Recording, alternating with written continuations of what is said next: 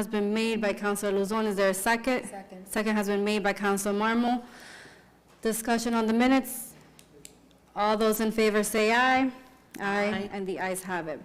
Okay, second order of business, we have item 24-24, the authorizations to expend grant funds of $1,229 for the stormwater asset management grants that comes to us from Mass DEP, and we have Commissioner Hale with us tonight to speak more on this item. Commissioner? Hi, good evening. Good evening, councilors. I'm William Hale, Water and Sewer Commissioner for the City of Lawrence. Tonight, I'm looking to get permission to expend a total of $215,000 for an asset management planning grant.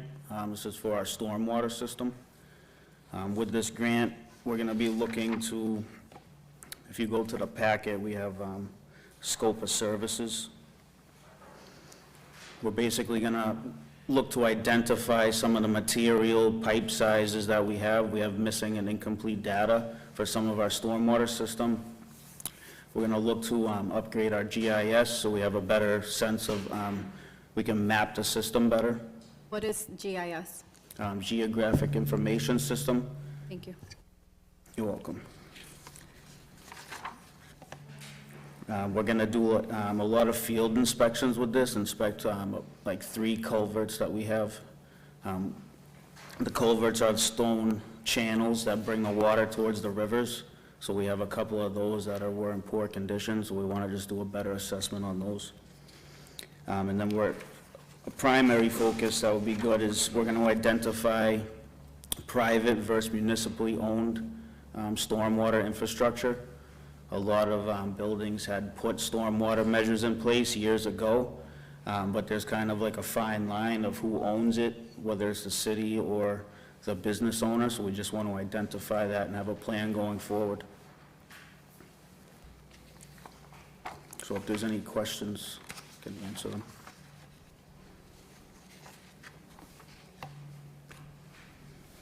So we're also going to have $20,000 of in-kind services, so city employees, along with myself, will be working alongside the contractor.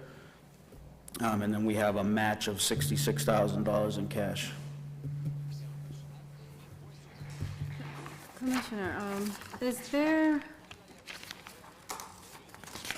this grant, is this a one-time grant, is it a yearly grant? It's just a one-time grant. Okay. Do they offer it yearly? Is it something that we would have to reapply to every year, or? So this is basically the groundwork. Once we get this underway and we do these tasks, then we plan to apply for the MVP grant, which is a DEP funded grant. It's a much larger grant for $1.5 million. And that'll do a lot more of flow monitoring. It would help us develop a hydraulic model for the system so we can better understand the flooding of the system. But this particular grant is going to help us prepare for the future, for things to come, like a stormwater utility, and then just mapping the system. Okay, and according to the document that you sent us, this is an update to the 2016 plan that we have. So we have not updated, we have not made any updates to anything since 2016. That is correct. I mean, we've done work, but most of the work we've done is mostly on the combined system. This is going to focus specifically on the municipal stormwater system. Thank you. Councilors, do you have any questions or comments for Commissioner Hale?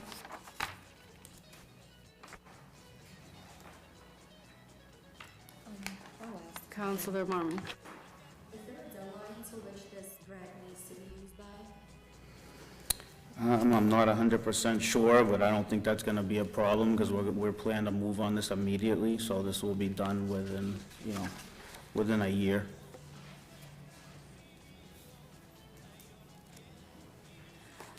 Commissioner, do you have a rough estimate or a rough percentage of how many, like how much of an, like I don't know, like maybe like, I'm going to use as an example, like 2% of Lawrence's area of the storm drainage hasn't been assessed or hasn't been looked at or needs repair. Like, do you have a rough numbers of how much work is actually needed? So it says about 28,000 feet so far out of the 222,000 feet have been assessed. So we're gonna be looking to inspect more, obviously, and then... Oh, yes. Okay, thank you. You're welcome. Any questions or comments for Commissioner Hale? Council President Rodriguez. So that, Commissioner, do you mind bringing for the full council, not now, I'm sorry, but for the full council meeting, if this is sent to the full council, do you mind bringing some type of update as of where we are compared to in the last, let's say, 18 years, how much of a work we have done and how much of a work it's expected to be done in the future for us to be like, in a good shape? Sure, so, for stormwater or for sewer, combined sewer and stormwater? I'll say both, so Okay. we can have a good idea as of where we are. Sure. And also, I know that we have discussed this before in previous years.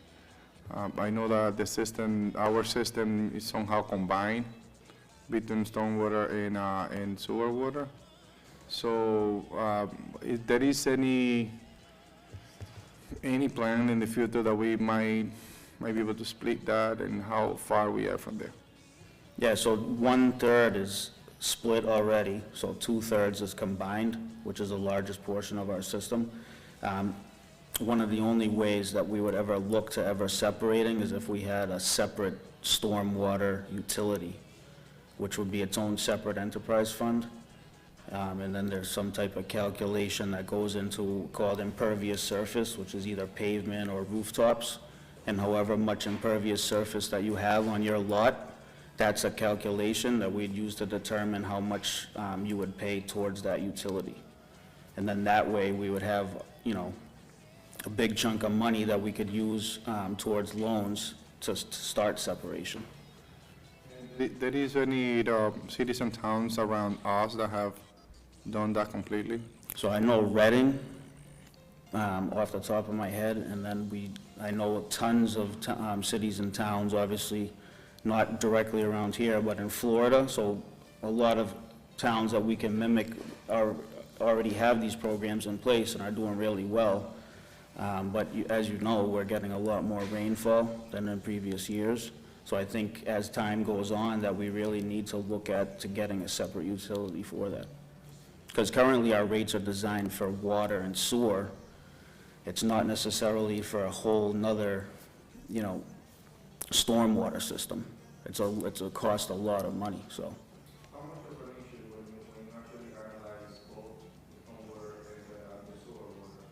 How much of an issue or a combination or ratio between the two is the most difficult to deal with, or perhaps is the most has done the most damage to our system, perhaps?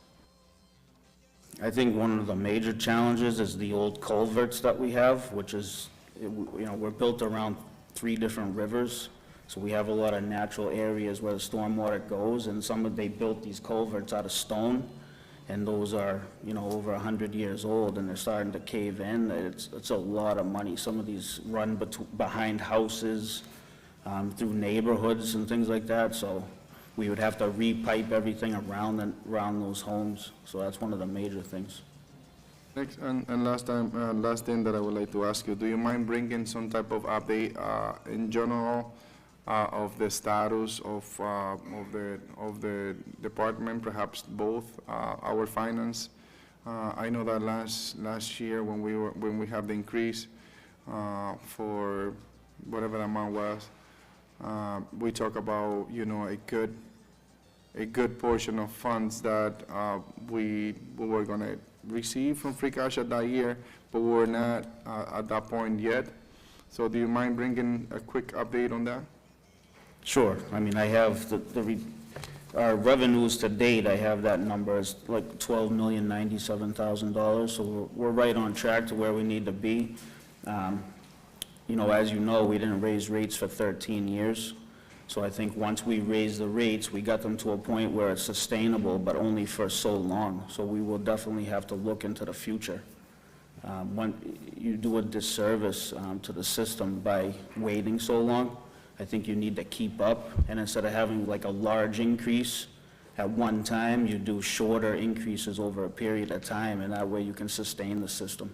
Just bring us some type of scenario so we can have it, and it's not like one scary conversation when we actually have it. So in the meantime, you keep us updating us as of where we are.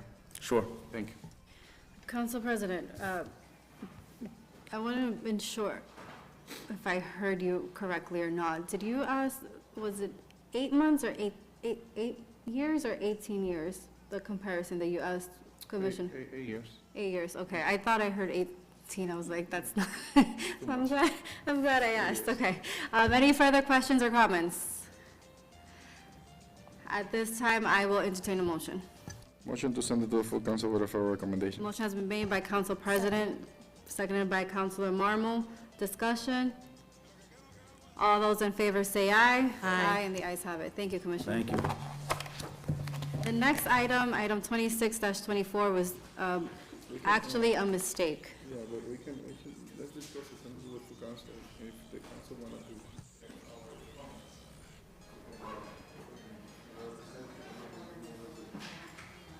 That's for ordinance. Nope, not doing it. Yeah.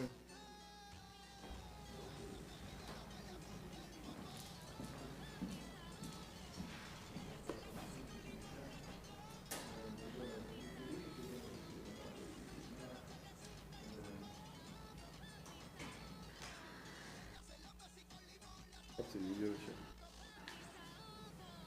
Maria, can you give me the agenda for the ordinance meeting tomorrow? Quickly, please. I don't know if you have it there.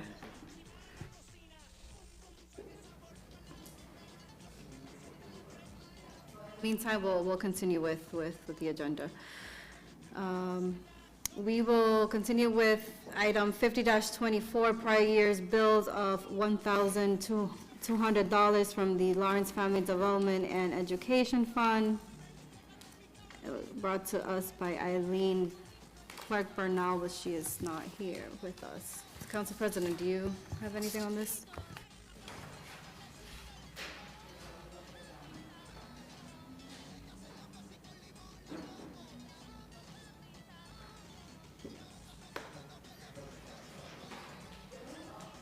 Here too, it's just one. Mr. Iannardi, Councilors, thank you. I don't have anything on this, but I did notice one thing. When I saw the package, there's an invoice that was unpaid from the prior year. What we go down to the council for is is permission to pay a prior year bill, and yet they have to identify where they're going to pay it from. So usually it's out of my current year budget. I want to pay this bill. Last year's bill I neglected to pay, or they late billed us, whatever it might have been with a vendor.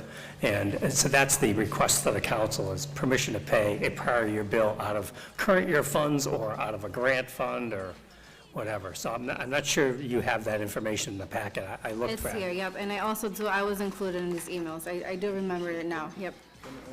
And through Council you, Madam President. Chair. You look like during the election, when we have outdoor facilities that we pay rent for that day.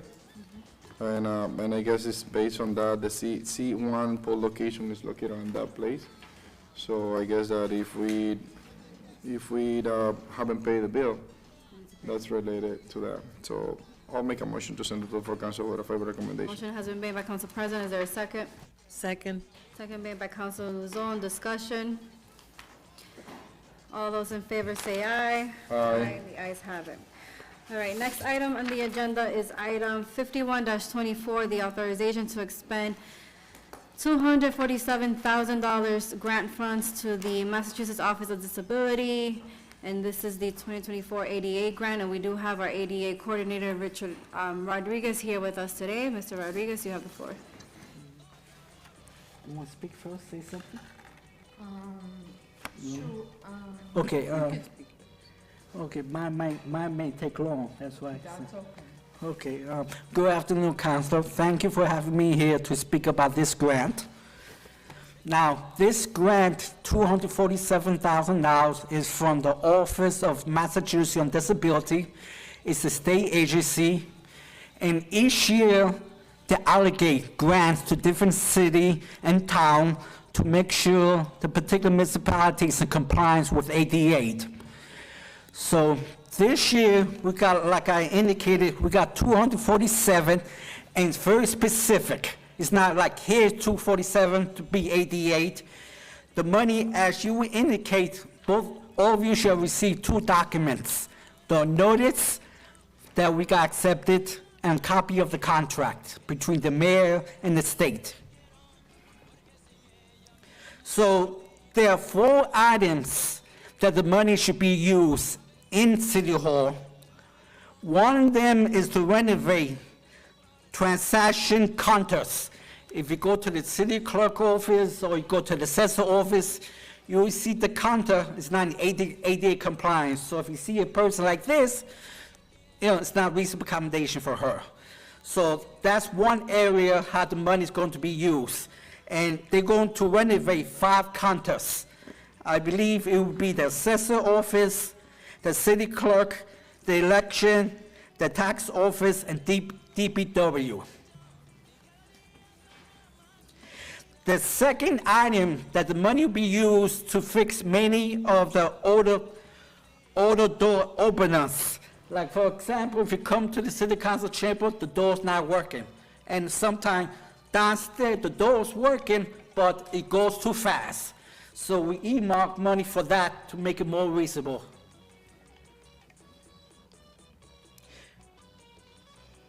The third item is related to 2 bathrooms to make sure the sink is accommodated for people in wheelchair.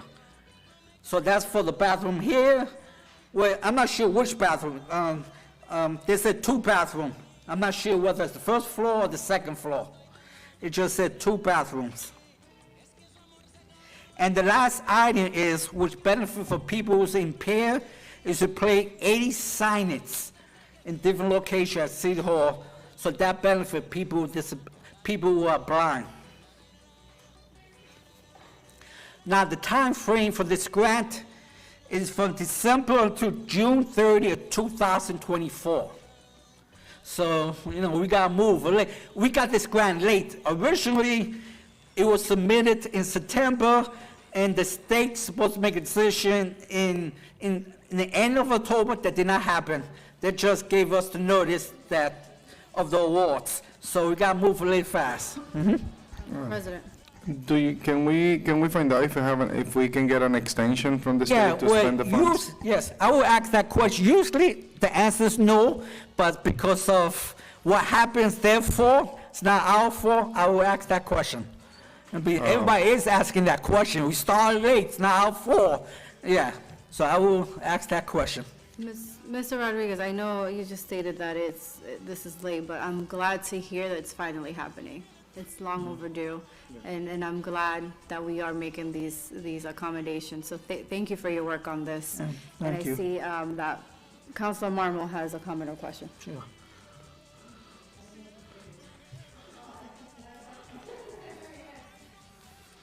So just to gain clarity, the 247,000 would be to accommodate this building specifically? Specific City Hall. City Hall, okay. Right. And I'm noticing that the invoices need to be received by July 9th. So if this grant was to be approved right away, how soon would the construction or remodifications would begin? The first thing I did, also the state gave us notice. He said, we're gonna be late, but once you announce, be ready. So I spoke to the facility manager, Glenn Gary, and tell him, do you have a plan in place if you get the money? He said, yes. Then after we got the grant, He's ready. He already took the measurement. He has a fender. He's just waiting for the city council to say, okay. He's ready to spend. Did he provide you with any information as to how long the project will take to be completed? No, he did not. He's supposed to be here, but conflict came up. Yeah. Can you get that information for the next council meeting? Okay, which is, okay, I know it's two, the extension, and what's the second question again? Okay.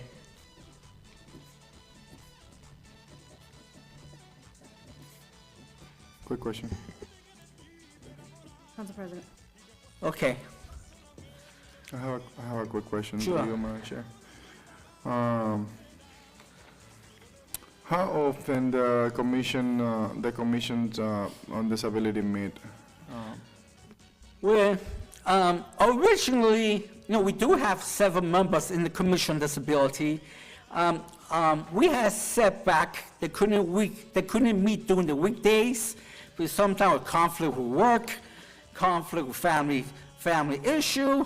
So we all agreed to have our meeting on a Saturday, and so far they have been productive. We have already had 3 meetings we have not missed, and we're gonna have, and we also plan for the whole year. So the plan is we're going to meet the first Saturday of each month at 12 o'clock at the library. So you guys meeting on the library? That's correct, because it's a Saturday. Okay. I'm assuming that the library is fully in compliance with ADA, right? Of course, it is in this building, believe me. Just asking the question, I don't know. But thank you for the confirmation. Yeah. I mean, I just wondering, like, the Commission with Disability, have you, as a person that is the liaison between the administration and the Commission, right? That is what I was told. I was voted on our last meeting to give my input. Yeah. Okay. Based on being in the wheelchair. Yeah. Okay. I'm not knowing too much about the blind, but will research it. Okay, perfect. No, it's one thing, I always involve the commission. For example, we had task force, as you know, to change the way the city council place handicap signs. I got the commission involved. When I applied for this grant, I got her involved. I always get the commission involved. Do you mind, when, I remember when President Vasquez was part of the council, he actually started up a project to make sure that this place, the city council chambers, was fairly accessible to people with disability. Well, And I noticed that he actually make sure that one of those front seats, they're a little short, so people with disability can stand on one side, like in the front. That was one of the measurements that they took back then, 2015, 16, like on this side. Yes, that's a little shorter. If you look though, and I try to pull my chair, it's giving me about this much. So that's what I'm wondering, do you guys mind providing us with some recommendation as of how the commissioner feel a little more accessible on these specific chambers for people with disability? So we can take a look at that and then probably maybe look for funds and make sure that we allocate proper funds and resources to make sure that at least this place is a little bit more. Speaking prior to waiting for everything, it would be nice if there was some sort of television with closed captioning for the deaf people who want to attend. They have to stay home and go to YouTube or, read it on their phones, and it's not quite the same experience, and there's never an interpreter here. So, that's just my first thought.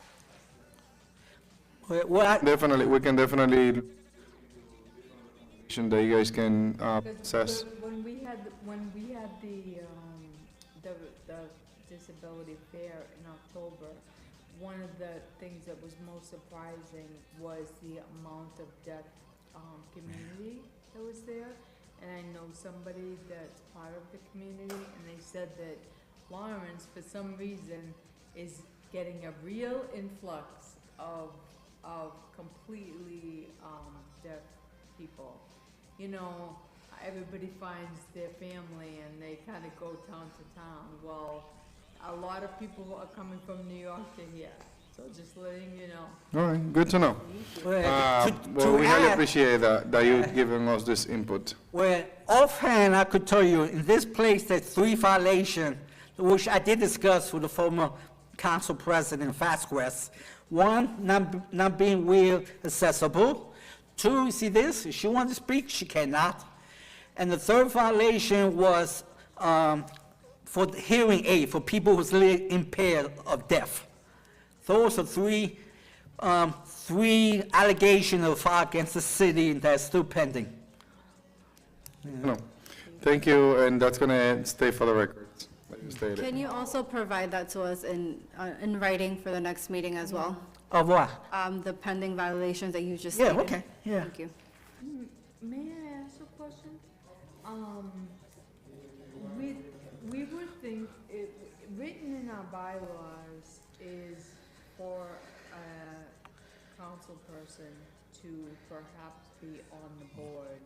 Is there a council person or someone that would, you think would have that as a passion, that could be a liaison between us? I can definitely ask councilors Is- to see if they're is, interested in serving. I- But it has to be somebody that has a passion for it. Please don't send somebody that just wants a photo opportunity. I'm being honest with you, because there's a But no- lot of work to do. There's a lot of work. To add to her what she said, that have been my #1 project because under the city ordinance related to the commission, one person who's either an appointed official or an elected official need to be appointed and serve for the commission. It could be somebody from the DPW. So it doesn't have to be city council, it could be anyone who's appointed or anyone elected to another office. I try to accomplish that, but conflict came up, and then election came, they said wait until after the election. I would love to have an appointed or elected official to serve in the commission as the ordinance states, but the mayor is the appointed authority, he will have the ultimate say. I'll definitely ask the council if they want to serve with passion for the, and, and see if they want to serve. Yes. I'm sure there are many people at home that love the fact that you stated that. We love it, so. People look at that too. Yeah. Well, thank you All so right, much. Thank you for coming here. I would like to make a motion at this Well, point. to- before, I'm very grateful, you know, I was the former chairman to the Commission on Disability 8 years ago. For 8 years, I've been trying to apply for this grant. There was always an excuse not to do it. But I'd like to thank this mayor twice. He allowed me to apply last year, he allowed me to apply this year. So he authorized me to apply, something no prior mayors have done. So for that, I thank him. And also, I thank the city council for your support and for hearing from me. Thank you, Mr. I would like to Rodriguez. make a motion to send this item to the full council with a favorable Motion has recommendation. been made by Council President, seconded by Council Marmal. Discussion. All those in favor say aye. Aye. And the ayes have it.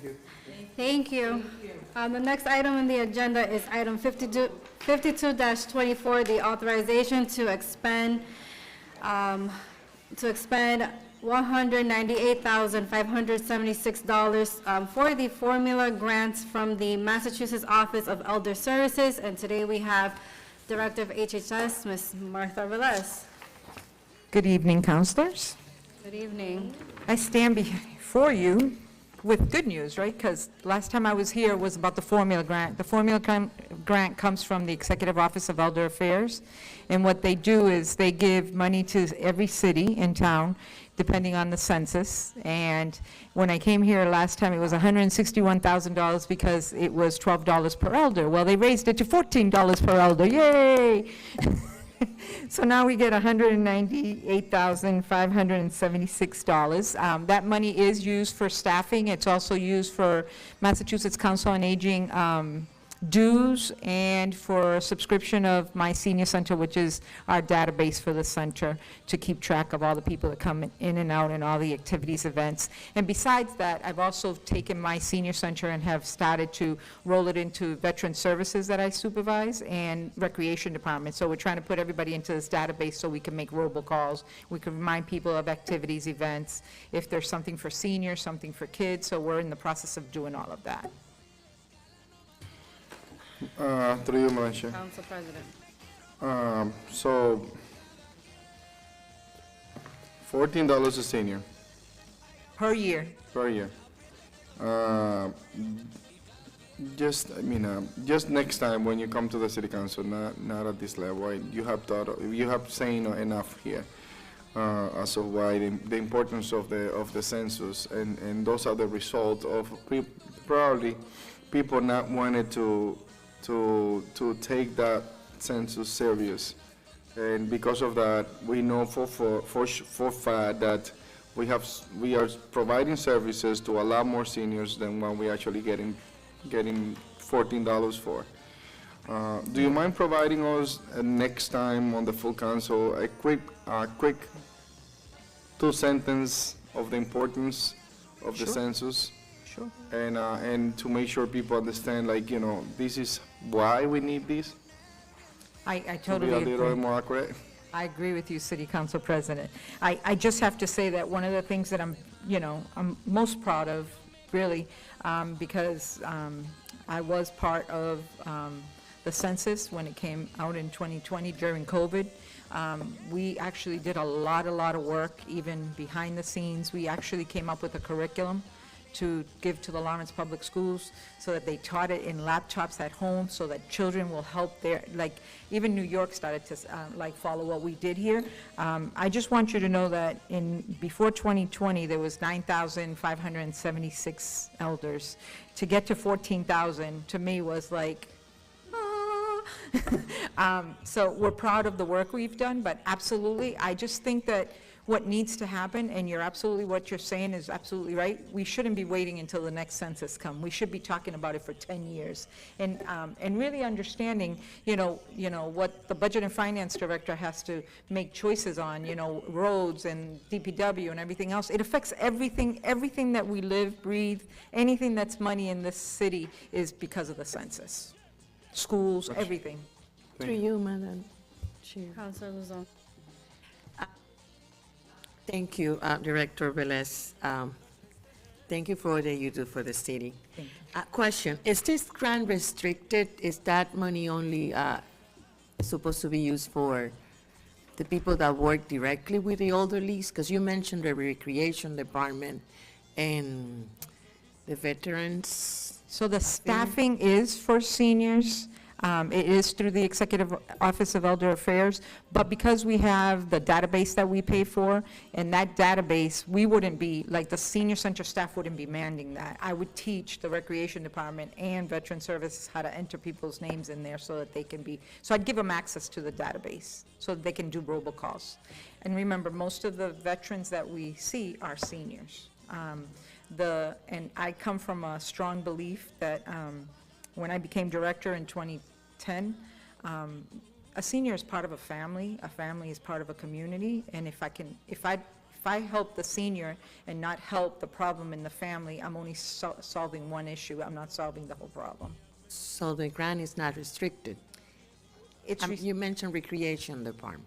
Right, it is restricted, I can't use that money to run a program for kids, but I can use that money, let's say if I wanted to take that money and run it for a family that has a senior and seniors come to it, yes. So it's not per se, it's not like home care where it's only for an elder and we're charging for someone to be babysat or something.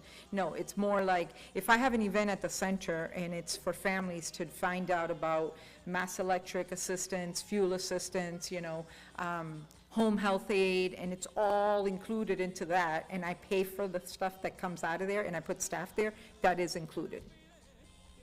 Thank you, Director. Thank you. Other questions or comments? At this point, I'll entertain a motion.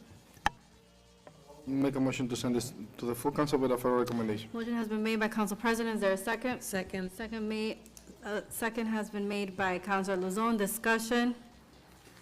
Seeing none, all those in favor say aye. Aye. The ayes have it. The next item on our agenda is item 53-24, the authorization to expend funds in the amount of $15,000 for Title III grant from the Massachusetts Office of Elder Affairs. Director Velez. This is through HSPAN. HSPAN is Elder Services, used to be Elder Services, now known as HSPAN. It's at 280 Essex, Merrimack Street. Basically, they get monies, it's Title III monies from the federal government, and it goes to different pots of monies. One is for Meals on Wheels, congregate meals. The other one is about community services and community engagement. One of the things that they wanted to focus on is elder abuse and prevention. So we decided that we'd write a small grant, $15,000. It is very small grants for everybody. They don't give big monies to anybody. And we wrote this $15,000 grant to basically do crime and abuse prevention among older adults. So what we're doing is we're partnering with the community policing, with the police department, to have forums and educational on crime, abuse, how to report abuse, also partnering with HSPAN so that if there's someone that's going through some kind of elder abuse, they know what to do. Also teaching them on crime and how to report crime. And making sure that they're aware of their surroundings. And hopefully, I'm going to also teach them self-defense. Any questions? Questions or comments on this I'll item? make a motion to send it to the full council with a favorable recommendation. Motion has been made by Council President, seconded by Council Marmol. Discussion. Seeing none, all those in favor say aye. Aye, and the ayes have it. Thank you. Have a nice night. Thank you, Director.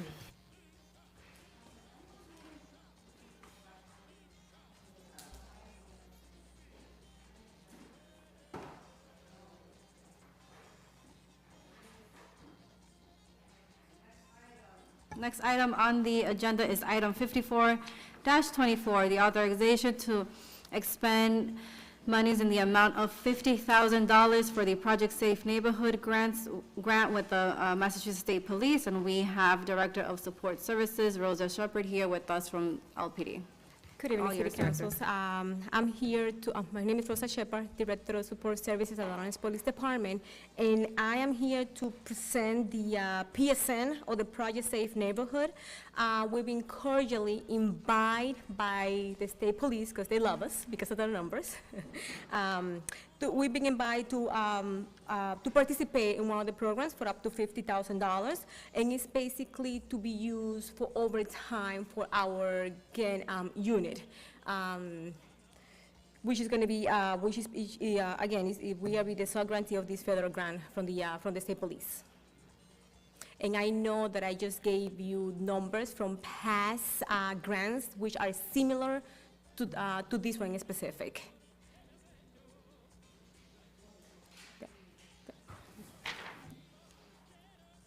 Which shows how we need these type of grants to pay for overtime for our officers to be able to keep us safety in at the city of Lawrence. And if you have any questions, I brought with me Sergeant Buldio, who is the lead in this unit. Council Marmol.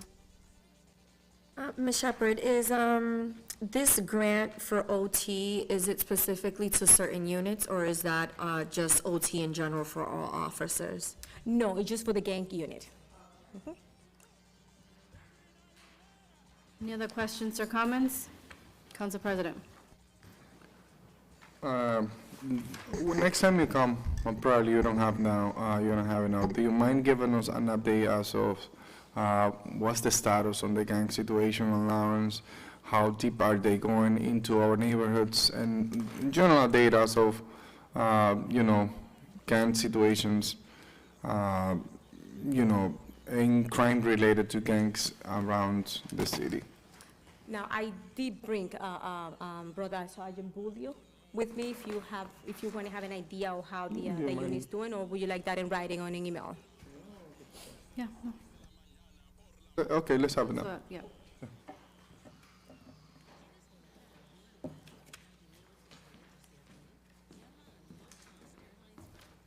Good evening. Sergeant Joe Bolia, Lawrence Police Sergeant.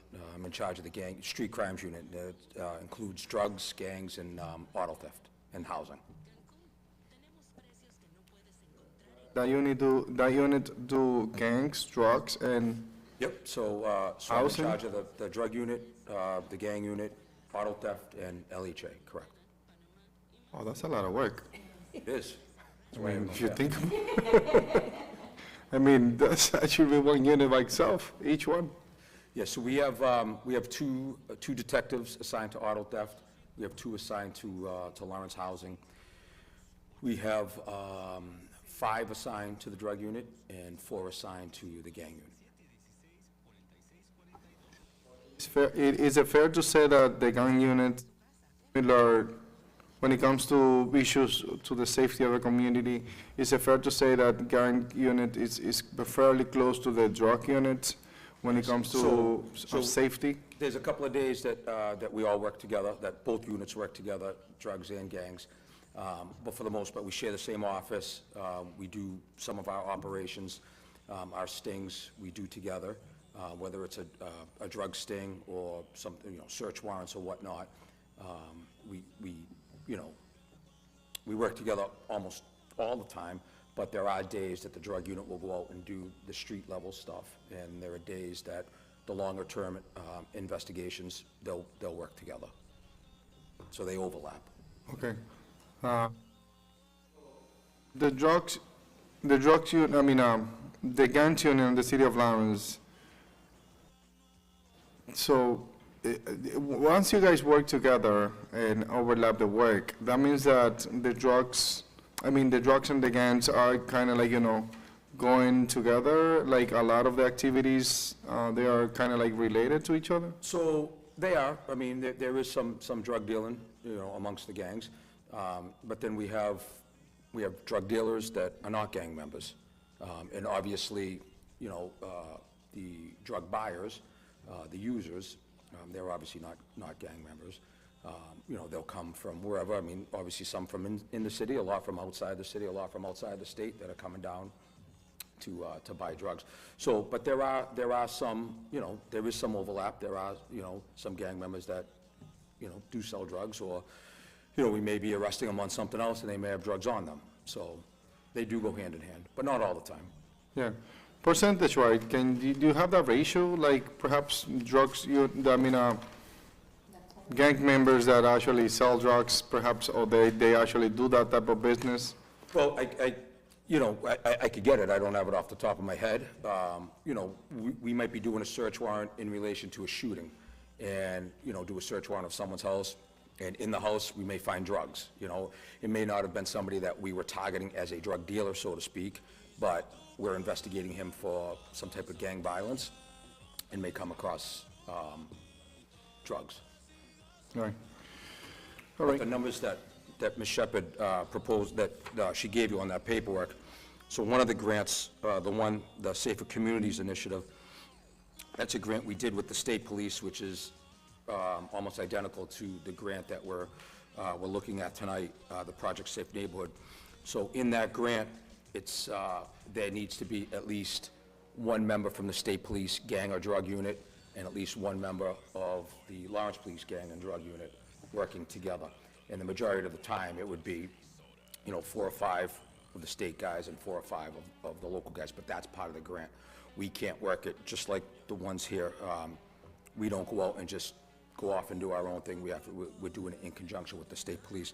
So the one in the blue, the 2023 Safer Communities Initiative, there was 7 communities, and at the top, it shows the total numbers, and at the bottom, I highlighted Lawrence, and obviously, you know, outside of Boston, you look at our numbers of what we did on that grant, and that was a $40,000 grant, and the numbers that we brought in were, you know, over a couple-month period of the grant was amazing.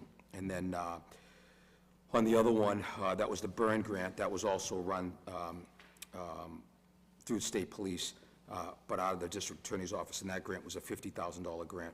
And again, that was, you see the numbers there. We actually, on the second page, it shows some of the zero tolerance stings and whatnot that we did, that we conducted. So obviously, you know, we're targeting all of the hot spots, whether they're drug hot spots or gang hot spots, targeting, you know, major drug dealers and gang members and gang violence. And the numbers obviously speak for themselves.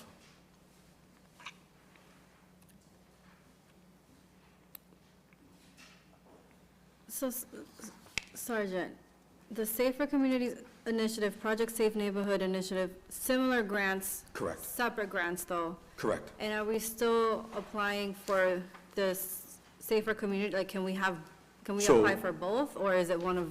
So what happens, do you want to speak on that? Or? So we do not apply directly. We get invited by the DEA. They apply for it, and we are invited to participate in the grant. So we partner with the DEA and the state police once they apply for it. So they send us an invitation, the application, and of course, we're going to say yes. So we do all the paperwork, we send it back, and like any other grant, we do have a deadline to submit all the paperwork. But they apply for it, and we get invited to participate in the grant or work in conjunction with them.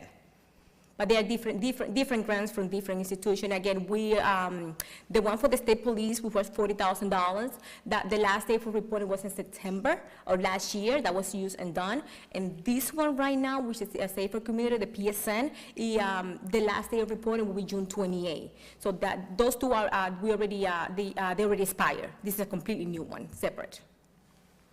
And correct me if I'm wrong, but according to this, we have until June 28th to use the money of 2024. Correct, and I will see if IFQ please allow us a 30-day waiver because they are, we just received the paperwork, the same day that he sent me the paperwork, that's the same day I sent it to the city council to make sure we expedite the process. And we can see if you can allow us 30-day waiver, just because they are looking to start by next week probably? Correct. By next week, they're trying to start this program right away.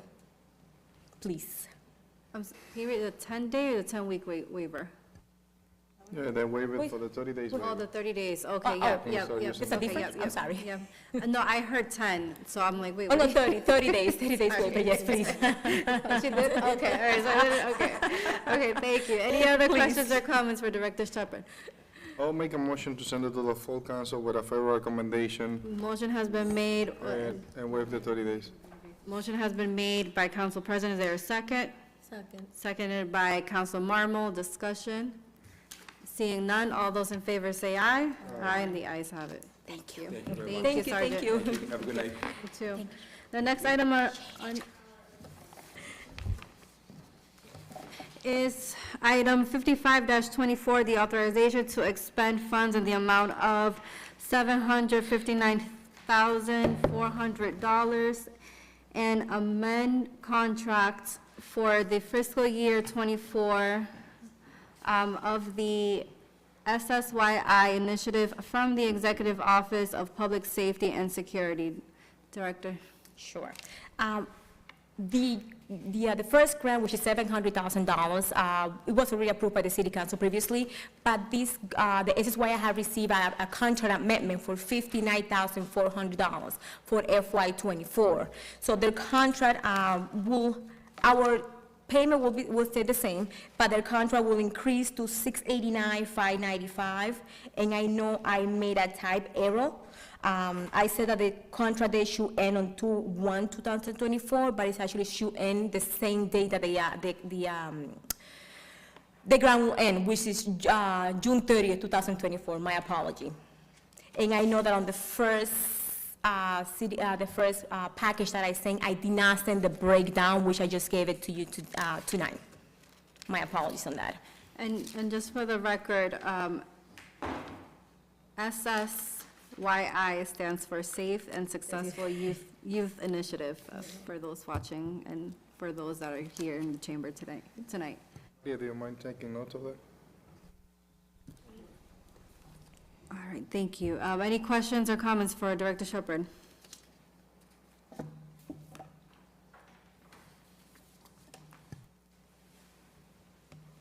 Seeing none, I'll entertain a motion. Motion to send it to the full council with a favorable recommendation. Motion's been made by Council President. Is there a second? Second. Seconded by Council Marmol. Discussion? Discussion, Council President. Yeah, do you mind kind of like, getting the recipient coming up in front of us to discuss, what they're actually doing with the funds? I mean, we have that every year. This is a good amount of money that we discuss, so might as well just have it as it's a good thing to do, like, bringing them in front of us and discussing any potential changes, the amount of kids that they're serving, and so far, so on. Sure, will do. Thank you. Any further questions or comments? Seeing none. All those in favor say aye. Aye. The ayes have it. Thank you so much. Thank you, Director. have a good night. You too. All right, next item on our agenda is item 56-24, Police Patrolman Union Collective Bargaining Agreement and Fund Transfer Approval in the amount of $1,385,600. And we do have our capo here, Mr. Mark Ionello, to further inform us. Good evening, councilors. This was the funding of the patrol union's contract that was recently settled. In your packet, you have a cover letter from me explaining this is a 3-year arrangement, similar to all the other unions we settled with. We did 3-year contracts from July 1, 22 through June 30th of 25. This contract requires a almost $1.4 million transfer. As you can see, we have in our FY24 operating budget, we budgeted $2 million for collective bargaining settlements. We have only $619,000 left in that account, so this requests an additional $765,000 will have to come from free cash reserves to pay the a settlement for FY24.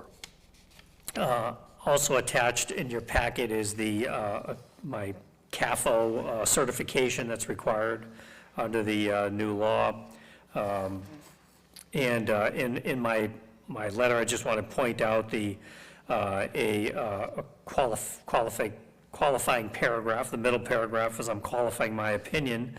And my opinion is that the city can afford this, but it may include, or it will probably include, an increase in taxes to the taxpayer and/or some free cash reserves will be required to fund this contract in the future. You want to check? Council President. When you say in the future, how far you seeing that happening? Well, it's next year's calculation. The amount to fund the contract in FY25 is, just give me a second, pull it out. In FY24, the amount requested is $1.4 million. In FY25, the amount required to fund this contract will be $1.8 million. And if you recall, we approved the firefighters contract last council meeting, and the amount for FY25 for the firefighters is about $1.8 million as well. So just the firefighters and patrol union is about $3.6 million to fund it. And, our Prop 2.5 increase is approximately $2.5 million. So it's going to require us to increase taxes a little bit more than the 2.5%, the normal 2.5% tax levy increase that we normally incur. The city does have excess tax levy capacity, so we can go above the 2.5%, but there will be, in other words, to get our firefighters and our police officers to get their pay rate in accordance with the rest of the communities near us, this is necessary, and it will require some sacrifice on the citizens' part. So that's the purpose of the CAFO certification, but the purpose of the certification is to make sure the city can afford these, can afford the contract without a detrimental impact to the city services. And that's my qualification. Yes, we can afford it, but there will be, because we have excess tax levy capacity and/or our Proposition 2.5 increase we may have to go above the normal Proposition 2.5 tax increase to afford it. Now, also attached is a brief two-page summary or synopsis of what's in this collective bargaining agreement. I'll just review them quickly because a lot of it doesn't make sense to the layperson, but there's obviously the contract, as I mentioned earlier, is a 3-year contract. The current contract expired 6/30/22. There's an overtime provision to allow police officers to get 2 hours straight pay at straight time in addition to their overtime hours when there's mandatory overtime, when they're required to come back. Whereas the past practice, they got comp time and overtime. Now they're just going to get their overtime and 2 hours extra straight time added to their pay, because the comp time was, people were accumulating way too much comp time, so that was something the police chief wanted to negotiate. So we got the union to eliminate the future comp time for mandatory shifts. This civil service rights, we did, the union and the city agreed to withdraw from civil service, but to do so, we have to bargain over the impact of how will promotions be done for patrol officers. But that was a big portion of this, a big settlement that we agreed to. There's an education incentive. Currently, employees hired prior to 9/1/2009 do not get what's referred to as the Quinn Bill, or an education incentive. So the union negotiated to have all its members eligible for education incentive, which is that's an expensive proposition, but at least it brings all the police officers in parity and should make our officers well-paid compared to our surrounding communities. Holidays, we added June 13th as a holiday, or Juneteenth as a holiday, and then we also had a provision where presently officers can get paid for the holiday, or they can get time off. So we eliminated, for new employees, they can just get the paid holidays. Old employees or employees hired prior to 7/1 have to elect at the beginning of the year, do they want to get holidays paid or do they want to get the time off? And so it's spelled out in this provision. There's a post commission. Everybody's heard of the post commission. Their Police Reform Act of 2020 created a post commission. The police officers feel that that's added additional duties or additional responsibilities to their job. So around the Commonwealth, they've been negotiating a post-commission stipend. We have a 1.75 to 2.25 post-commission increase to their base pay on 7/1/23 and another one on 7/1/24 to get them compensation for the additional responsibilities under the post-commission. Police Academy, there's also, if someone leaves, if we pay for somebody to go through the academy and they leave within 3 years, they have to reimburse us for 100% of the tuition costs. Health insurance opt-out, the union has agreed to the same health insurance opt-out as all the other unions have agreed to. It, pays them $1,500 or $2,500 for a family plan if they opt out of our health insurance and follow the rules for that. There's a vacation provision, and basically what this does is the patrol union had a clause in their contract that if the superior officers negotiate something better, we get the same thing. So this just clarifies that in writing. The superior officers a few years ago negotiated more favorable vacation, so we're just making it clear that they get the same thing in this contract as well. Maternity leave, just a provision for maternity leave, modernize the leave provisions. There's some miscellaneous things in the contract. Cruisers are to have air conditioning. I mean, they do have air conditioning, but sometimes it breaks, but we'll make every effort to make sure it's always running. And we'll pay their gun permit fees for the employees. We'll make sure we don't share the telephone numbers at the police station or at the for the officers at the police station. Officers began granted maximum allowable staffing limits to be allowed to take the promotional exam, so they'll have time off, as long as the staffing limits allow it. And then updated payroll deduction for union dues and agency fees, and it's a 3% cost of living increase for each of the 3 years of this contract.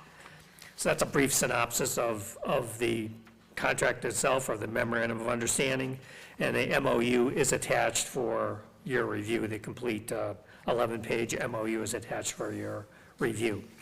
Mr. Angelo, can you go back to the telephone numbers and home addresses of employees should not be issued by the department of the police station or over the phone except when required by law, subpoena, court order? Can you talk a little bit more about that? What is that about? Well, I think, I'm not exactly sure, I just know that that was something they wanted to negotiate. They wanted to make sure that telephone numbers and addresses of police officers are not shared. I mean, obviously, for whatever reason, police officers don't like to have their names and addresses out there, particularly if they arrest somebody, that's, there could be some retribution. So it's just something that they wanted in writing in the contract. The city would make every effort, unless it's a court order, we wouldn't disclose that information. They just wanted to get it in writing, and we were happy to do it. Just piggyback on that one. And this includes media purposes, correct? It's, unless it's a court order or subpoena or required by law, even if the press is asking for a police officer's address or a telephone number, we're not going to give it to them for privacy purposes. I think it's pretty standard practice with patrol officers, is my understanding. I'm not against that. I'm Yes, just- right. I think it's fairly standard practice. Council President. Sure, thank you, Madam Chair. If somebody asks for their name and badge number for the officer, they're required to give Yeah, I that. think that's not in question. I think it's just the telephone number and home address of a Yeah. police officer. Just want to make sure that we Yeah, I don't we think discuss that's, this. that's an issue. And going back to the civil service rights, that section was not at all including the contract. That's a complete new section. This is a new section, because right now, the Section. patrol officers are in civil service. So they've agreed, and the city has agreed to withdraw from civil service, because we can't do it unilaterally, the union or us. So we agreed to remove the city from civil service, but we have to bargain, well, before we do that, how does a patrol officer become a sergeant, lieutenant, or captain? How do they get promoted? So we have to work out, if you don't have civil service with a civil service list, how are we going to promote these people? So the union and the city, now that we've agreed to this, will meet to determine what the promotional process would be. We'd have to come to terms before we could do that, before we could actually exit civil service. And we're- usually we're it's an foreshadowing assessment the program future. or something like that. We're foreshadowing the future, so Yep. thanks for that information. My last question, it actually does not pertain to this contract. We have two unions within the police department. The Superior Officers Union and the Patrol. The Patrol is settled, the Superior Officers has Where are not. we at with the superior? 'Cause we- Superior Officers, we had a few negotiating sessions, but they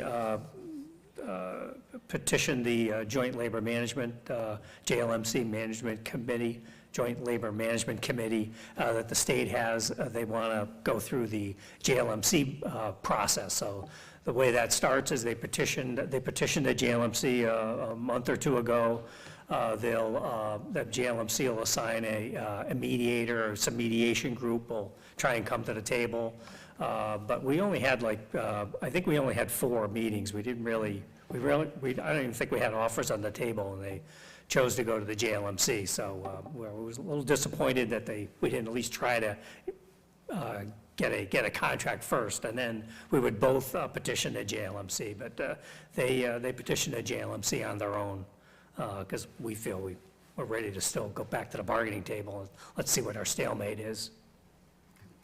And my last comment / question, I'm a little surprised to see and under the miscellaneous section, that department cruisers shall be equipped with air conditioning. It shows negligence from the city to ensure that our air conditioners are operating for our offices during the summer, like to the point that they made it a point to include that in the contract. And I know you have nothing to do with this, Mr. Iannello, but I do want to say that, as you represent the city right now, I am a bit disappointed to see that they had to state that I'm very not aware of clearly. any instances where the air conditioning did not work. It's just something they asked for. I mean, obviously, in the summer, it does get hot. Maybe there was a car without air conditioning. I didn't hear any specific complaints, but we said we would endeavor to make sure all the air conditioning works, which we do anyway. So I'm not aware of a vehicle that did not have air conditioning. That would be up to the police chief to, make sure it goes to the DPW yard and gets fixed. So I think they just wanted to know that the city's going to make every effort. So, I don't know, I'm not really sure, but we agreed to it, it's fine. If I was in a vehicle without air conditioning and I was a patrol officer, I'd probably want this clause in there as well, but I'm not aware of if that ever happened. Just a quick question. Councilor Luzon has not spoken. Councilor Luzon. Thank you. I'm just going to ask for the people that are watching us via Facebook or TV. So you're saying in plain English that this contract at some point is going to be not good for the city? No, I'm not Or saying not that. It's just going affordable? to be, it's going to require the city to increase the tax bills to the public. And the public has, the city's been pretty responsible in the last several years. We haven't had a tax increase. We're able to balance our budget. We had a number of different reasons for that. But next year, that could be, or in FY '25, when we do the budget this year, because of these settlements or these collective bargaining agreements, I've been doing my forecast with a 2% raise increase. These are 3% raise increases. There's a post-commission stipend in here for the police and a Quinn bill for the police. Quinn bill is very expensive, as you understand, but so we had officers hired since 2009 have not been able to take advantage of an education incentive, so this opens the door for all those employees. My understanding is I think there's around, I'm not sure how many qualify for it right now, but I believe it's around 30 or so. So that's, and if they have a bachelor's degree, that's a 20% increase in their base pay. And that increase in base pay increases their overtime, increases their shift differential. It goes down the road quite a bit. So these are quite costly. Police officers are they earn a lot of money, but they work a lot of hours. Oh, yeah, thank you. But, so for the people that are watching us, so if the city council approves the contract, the residents of Lawrence going to see an increase in taxes, in plain English. Is that accurate? Well, it's increase in taxes or, reduce our budget somehow. I mean, and, reducing the budget is not something that, I don't think anybody is going to propose, reducing police officers to pay for the contract. That's not what we're doing. We have roughly 13 million in excess tax levy capacity, so there is a capacity to allow us to go above 2.5, thankfully. But we're going to need a combination of maybe increasing that tax, increasing the taxes a little bit. It's about $40 per million to the average residential property owner, and/or we've got to use some of our reserves. And as I've been before the council, our reserves, yes, we have about 43 million, but there's quite a few, those reserves are kind of being set aside for the new school projects, a police station. We have to wipe out our COVID-19 deficit balance, that amount we spent during COVID-19. We have another year or two to pay that off, but I'm going to be back in front of the council soon to get rid of that debt, because we think we've received all the reimbursements that we're eligible for. And, so there's we have to be very careful with the resources that we do have and be thoughtful about the use of those resources or the increase in any taxes that may have to take place to pay for the collective bargaining agreements. Through you, Madam Chair. The new position for the police department, the emergency manager, is that position part of this agreement? No, these are just patrol officers only. It's not, Right. That position, there's an emergency management director. It's not part of any union. but thank you for the clarification. And I keep noticing that, and I don't know if the attorney got back to Council President Rodriguez about the title for William Castro, because I keep seeing that they use chief of police instead of provisional chief of police. I keep reading that title in every letter that I receive, every mail. So I'm going to put it out there. Police Hopefully- chief is not part of this contract either. The police chief is, he's a provisional police chief. I know, I saw it, and Yeah, it's not in this contract. not in this part, but I saw it. It's not, I just want to make this comment, just to put it out there. It's in the letterhead, yeah. Maybe I saw it in the other paper, the letterhead from the other grant. But thank you so much for your answers. Counselor Marmol. Through you, Madam Chair, Mr. Iannello, I'm actually excited to see that it was added to the contract regarding if an officer leaves the department within the first 3 years that they have to pay for the training. Do you happen to know how much is that training? It's, I'm going to say 3 to 5, I think it's $5,000. We were trying to get, if they left within 5 years, we compromised 3 years, so, but we do have, if they leave within 3 years, they have to repay the tuition. But I believe it's closer to $5,000, but it's $3,000 to $5,000, I think. Which is common, sorry, Counselor Marmol, but that's common practice, at least in the private sector. That happened to me once, so. Private sector's a Love lot paying that different. back. A lot different, anyway, It's good practice, though. It's good practice. it is. Continue. Council President. 10 of the Article 19, miscellaneous. It says promotional exempt. At the discretion of the chief, officers should be granted time off or over and above the maximum allowable staffing limit to be allowed to be taken a promotional exempt. So this item right here was kind of like a common practice and here, but I mean, it was an issue before because a lot of officers, they feel like, they were not granted time equal to others, and a difference between officers, kind of like, they were having some type of issues with this item before, back then, some time ago. So, do you know, like, the reasoning behind why we can allow officers a different time than what everybody's taking to take a promotion? Well, it's a civil service promotional exam. I don't know, I assume they offer it on a certain day, and they just want to make sure that if there is a promotional exam to sergeant or whatever, that the officers, as long as the operational needs of the department can be met, they can have time off to go take the promotional exam. And so that's what they've negotiated in this contract, and so we put it in under Section 10.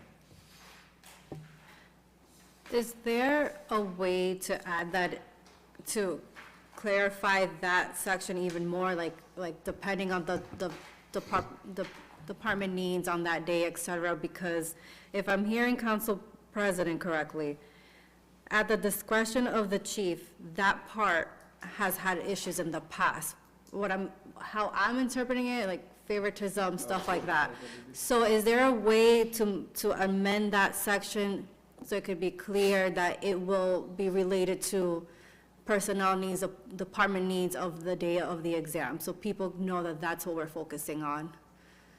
Well, I think that's what it says. I mean, I think it's quite clear that subject to the operating needs of the department, which the police chief's got to make the call. He does, we don't want to give up management rights. The management, you know, the chief, if there's an emergency in the city and, you know, a gas explosion, we can't, everybody can't go take the police exam. We're going to need them on here. I think that's what it's for. I don't anticipate this being an issue. The chief didn't think it was an issue, but you know, unless everybody's, you know, if it was everybody was out sick on the same day, maybe that could be a reason why they wouldn't be able to take a promotional exam. But again, if we do get out of civil service, that makes this issue go away. There won't be any promotional exams. There'll be a more reasonable promotional exam that the city would control, because it would probably be an assessment center, and there wouldn't be a civil service test to take. That might be a city test to take, and along with an assessment center, but I think it would be much more flexible than the civil service. Hold on a second. I'd have to have the Council chief President, or, you know, superior officer talk about this. You, Madam Chair. Hold on, Mr. Ianno, I know, and I know this doesn't pertain to you, but because you just mentioned this, I'm having issues connecting, trying to see civil service as a negative thing or an annoyance, or that the city might do a better job with promotional or hiring practices when we have a controversial issue currently with a hire for the police department.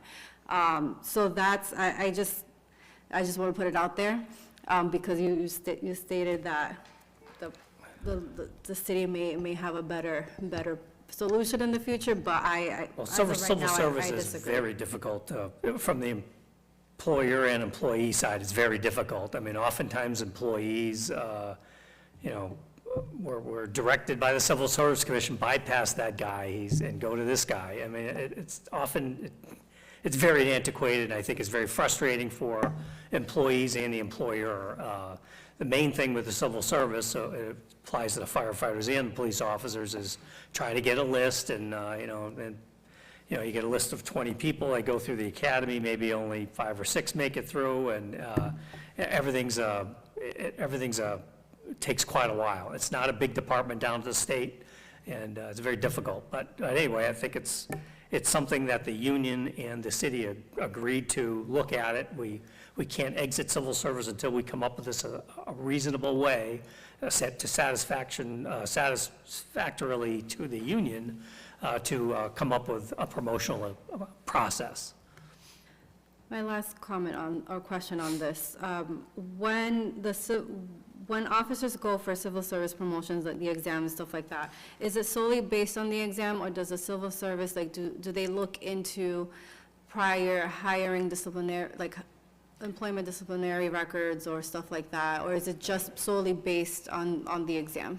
Yeah, my understanding, it's the exam, and then you get certain additional points for being a veteran and so on, but it's a grade scale. The city has to then do its own due diligence to do the background checks on any potential officer, but that's usually before they go into the academy, or if they're promoted, that would be part of that process. But Thank you, that's all. Council President. Sure. Well, thank you for the clarification on that, Madam Chair, because I think that's exactly what happened in the past, that some officers, they feel like it was some, favoritism to other officers when it comes to promotional exam and stuff like that. So that's basically when it comes to the discussion of one person, obviously, when we look at the emergency, but there have to be some consistency.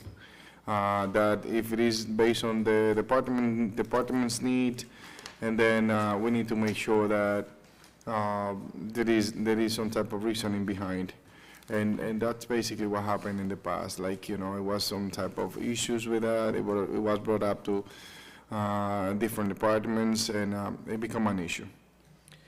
Well, if I could just comment that remember the union, all the officers belong to a union, so they have union recourse. Civil service is just another layer for things, and sometimes it conflicts with what the union's looking to do.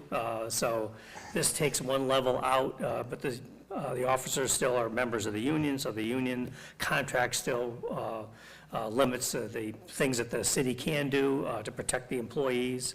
And then again, we still have to come over with a Another thing promotion. that I would like to clarify from that section is that is the time that is going to be at the discretion of the chief, is going to be only the time to take the test itself, or the timing will be for the promotional exam, which might be interpreted as time to study. You know, it doesn't say the time off just for the exam or the day off to, I believe it's probably the day off to take the exam, I suspect. But maybe somebody just wants a half a day off to take, maybe they work nights and they just need a couple hours leave early the exam starts at, I don't know, maybe the exam starts at 8 in the morning. No, I mean, I understand that portion. I mean, that's not, the issue is that kind of like around that mostly. It's like if that including time to study, like couple of hours a day, like if things goes well, look, I'm gonna go, like, I remember back then during the time, back days, years ago, that people used to kind of like, use the cemetery to go to study and stuff like that. People that have been here in the city long enough, they know those stories. And kind of like, around, you know what I mean? So is that, can you just clarify with that with the chief or with the union? Kind of like a little bit more clarification on that. I just want an explanation. If that including time to study or just the day of exam? We could probably, I'm sure we'll make sure the police chief and the police officers will probably be here when the council votes on this at their next meeting, and you can certainly ask them any specifics. But, Sure. And now that you mentioned the civil service, and kind of like, the plans around how to exit the civil service. So my assumption at this point, without actually having nothing in front of me, would be that the union and the department is going to develop somehow a hiring process that is going to be convenient for the union to ensure people have equal opportunity to apply for a position. Is that kind of like, where the negotiation is going around? Well, it's in the contract, and I'll just read it, it's one sentence. In the event that the city withdraws from civil service, the parties shall meet for purposes of bargaining mutually agreeable language regarding promotion, discipline, and layoff. So before we can exit out of civil service, we have to get that, we shall meet, means we must meet with them and come up with these issues before we can petition to leave civil service. So they have the control over that. If we don't bargain something, we can't petition it with them. We have to come to some terms. Through you, Madam Chair. So Are you, okay, Councilor Luzon. So the CAFO is here, that's the right way to refer to him, CAFO? Is here, and he's here on behalf of the city, and he's talking to us about the financial and all that. But why we don't have someone here from the union? Because I have questions, and unfortunately, I would like to hear from the union, not from the provisional chief of police. I would like to hear from the union, if it's possible. So we will have the rep, most likely a rep from the union at the full council. It's the same thing that we did with the fire department. But I agree, I think a representative of the union should be at the subcommittee meetings. I'm surprised they're not here tonight, But can we table this and have him come here before sending this item to the full council? It Because I have a lot of questions. It depends on the motions and how the committee votes. There's one issue, if I can, The only problem with tabling is there happens to be, we don't have a meeting on March 5th, so we just want to, the patrol would like to get this in their pay as soon as possible, obviously. So I just want to, if we could get the answers at the next council meeting, that saves like another 2 or 3 weeks for them. But I Whatever don't this mind, committee I mean. decides, I don't dictate that. So whatever the committee votes on, that's what we'll do. Up to you, Madam Chair. If it's sent to the full council, I would like to have a representative from the union present, not the provisional chief. Oh, yeah, both, but I want to hear from the union. Taking in consideration what the CAFO just said, that there's no meetings, and they need to get paid. And as you recall, on last Tuesday night, the firefighters were here to speak on the contract, so I expect the same thing. The executive board of the union will be here, I'm sure, at least 2 or 3 members. I'll make a motion to You're making send a correspondence to the union representative motion has been to be made. here next full council meeting. Motion has been made by Council President. Is there a second? Second. Seconded by Councilor Luzon. Discussion? All those in favor say aye. Aye. The ayes have it. Okay, so that's that. Any further questions or comments pertaining the contract for the Patrolmen's Police Union? I have one more comment. Council President. Mr. Arnello, do you mind putting together like an easy cheat sheet page with everything that has been negotiated and highlighted on just a single sheet? Well, that's what I have on the, well, at least that was my attempt at simplifying it. It's 2 pages, the contract synopsis. Yeah, but it's just, again, a lot of it is, it's highlighted on the left as the provision. There's an overtime provision, a civil service rights, educational incentive, and so on. Also want to, for those that, and I don't know if you're interested in this, because for those at home and those in the audience, we do, in the contract itself, we do have items that have been changed or eliminated, bolded, and striked off. So we do see those actual real-time changes as well, in addition to the two-page summary. Yeah, the 2-page summary, it does the job. I mean, I don't think you have to put anything else. It's clarified a bunch of things there. Right, any further comments or questions? Questions or comments? One small thing, I don't know if you have it here, I haven't seen it yet. Through you, Madam Chair. Go ahead, Council President. So, you were mentioning something very important, that this collective bargaining this year is gonna cost the city $1.3 million, right? And then next year it's gonna cost another amount of dollars, and then in the 2025, it's gonna be about $1.8 million. Do you have that somewhere that we can have that? Yeah, it's, the estimate for this year is the $1,385,600, and the estimate for FY '25 would be $1,836,500. Sure, I can send you an email of some sort. Yep, sure. I'll make a motion. Any other questions or comments? I'll entertain a motion. I'll make a motion to send it to the full council with a fair recommendation. Motion has been made by Council President. Is there a second? Second. Seconded by Council Luzon. Discussion. All those in favor say aye. Aye. And the Aye. ayes have it. Thank you, Mr. Arnello.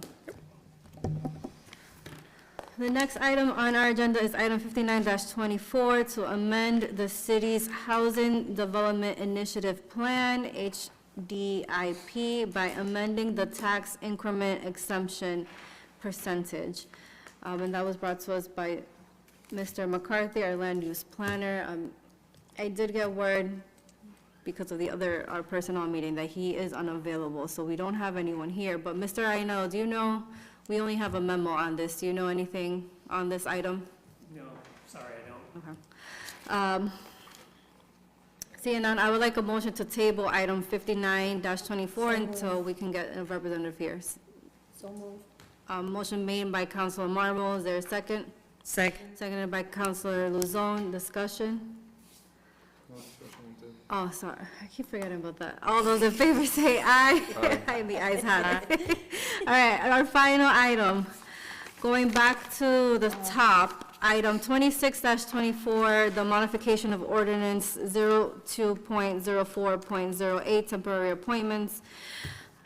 We did verify that this item is on the agenda for the ordinance meeting, for the next ordinance meeting. So can I have a motion to withdraw this item from our committee? Second. Motion been made by Council President, seconded by Councilor Marmol.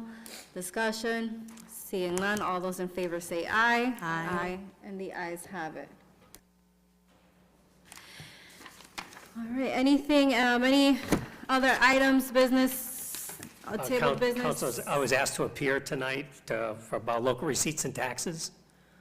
I have a memo, so Oh, so, okay, I think, which one's that one? Which one?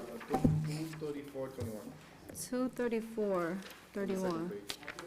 so I'm not sure what the update is, but I do Okay. have in my quarterly report to the city councilors. Hold on a second, couple Council, weeks hold on a second. Yep. Can I have a motion to untable item 234-21, tax collection and local receipts update for fiscal year of 2023, I'm assuming, or 2022? Yes, it's for the current fiscal year, that's the minute. Motion made by So Council moved. Member, by Council Marmol, seconded by Council President. All those in favor say aye. Aye. The ayes have it. The first thing we need to update through you, Madam Chair, is that the item should say fiscal year, for the current fiscal year. Yeah, I know, but I mean, just for the, we can change it here on the item, yep, for the current fiscal year. And through you, Madam Chair, so, Mr. Crawford, do you mind, going first through the definitions of the local receipts and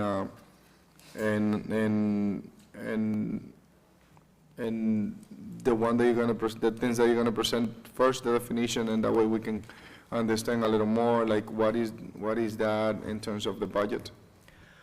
Yes, obviously, the taxes include real estate, personal property.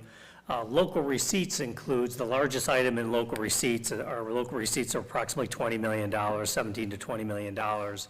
And the largest item in the local receipts is generally the motor vehicle excise tax. We collect around $6 million. Licenses and permits, from the permits issued by the ISD department, licenses for liquor licenses and so forth. Those, I don't have the numbers in front. I do have the numbers. They're provided in my quarterly report to the city councils, but their local receipts are items that the city has control over. We can raise our, except for the motor vehicle excise, that's limited, but, the licenses and permits, we determine what the license fee is and so on. But in general, that's all the revenue earned or collected by each city department is generally goes into local receipts, something we have control over. Our number one source of revenue is the state aid that we receive. The Chapter 70 state aid's over $200 million for the school. Thankfully, they've got another $20 million in this coming FY25. And we do get approximately $20 million in unrestricted general government aid. So that's a pretty large chunk of change to the city. So state aid, real estate taxes, and local receipts in general fund our city budget.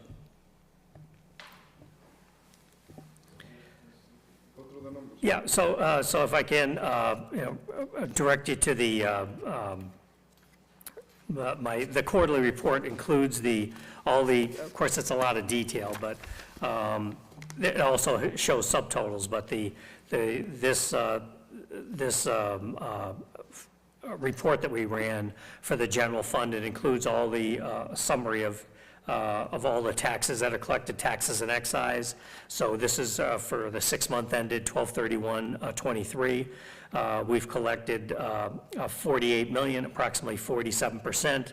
The reason why it's usually it should be around 50%, is the motor vehicle excise bills don't go out until the spring. So that does not include $6 million worth of motor vehicle excise that'll be, primarily the biggest commitment is issued in March. So we're getting ready to issue those bills now. And then charges for services are, again, one of the larger items that we have this year is we have the, for the parking meters, the new parking meters that are in there, they've not had parking meters for the last few years, pre-COVID and during COVID. So now they're back in, so we're collecting $100,000 a month from the contractor for that. It's a guaranteed payment. So we've collected $600,000, which is exactly 50% of what we expect. And then the other, many of the other local receipts, one of the largest ones, just looking at it, is this includes a lot of items from the city clerk issuing birth certificates and license fees. We collect registry fees from the, when we mark motor vehicle, if you're late with your motor vehicle excise, we mark you at the registry, and so there's those registry fees are collected by the delinquent taxpayers. And then, just a bunch of other small fines and fees, tax EIDs and so on. Licenses and permits, that's another section down below. That's where the marriage license is, $5,000, $11,000 for a lodging house, $30,000 for smoke detectors and fire alarms. $266,000 was collected for the first half a year for building inspection fees. So we've collected, we estimated, we've collected 74% of our, we collected $768,000. We've collected 74% of the amount, so well above the 50%. So the building department's issuing a lot of permits. We only put in our FY24 budget $1 million, and they've already collected $768,000. Plumbing and gas permits, food inspection permits, and things like that. Electrical permits, we've collected $146,000.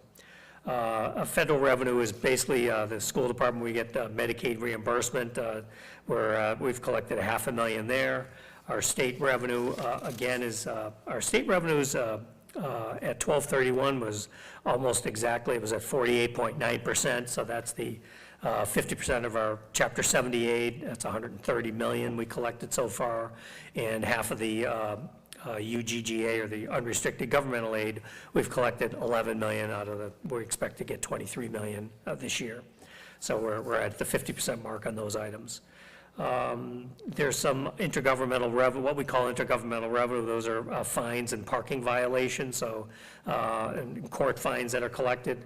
So we have parking violations. We've collected $382,000. Those are parking violations outside the metered area. That money we get. Parking tickets inside the metered area go to the vendor in return for the guaranteed payment. Interest income has been our savior, thankfully. We've, a few years ago, we might have had $300,000 worth of interest income because the banks were paying, 23 basis points or 33 basis points. We're now earning over 5% interest on our carrying balances. We generally have the treasurer has most of our money in with the MMDT, the Mass Municipal Depository Trust, which is run by the state. So they farm it out through, somebody manages it, and we get a really good, great rate, and it's fully liquid. You can, 24 hours, you can get any amount of money you want back. There's you don't have to leave it in for 3 months or 6 months. It's really a fantastic vehicle for us. That's where we keep most of our cash, and we're earning almost 5.5%. So we've earned $5 million so far this year. Last year we earned, approximately $5 million, but we've already collected the $5.5 million a year. So the the interest income has really been our savior. Like I said, a few years ago, we might have had $300,000-400,000 in estimated interest income. So that's the reason why the tax bill we were not, and didn't have to raise income in the property tax because of the additional interest income we were flowing with. And it looks like it's hard to predict what the Federal Reserve is going to do, but right now they don't seem to be moving on any interest rate, so the 5% seems to be stable for the foreseeable future anyway. So that's a really good, that's a really great boon to the city.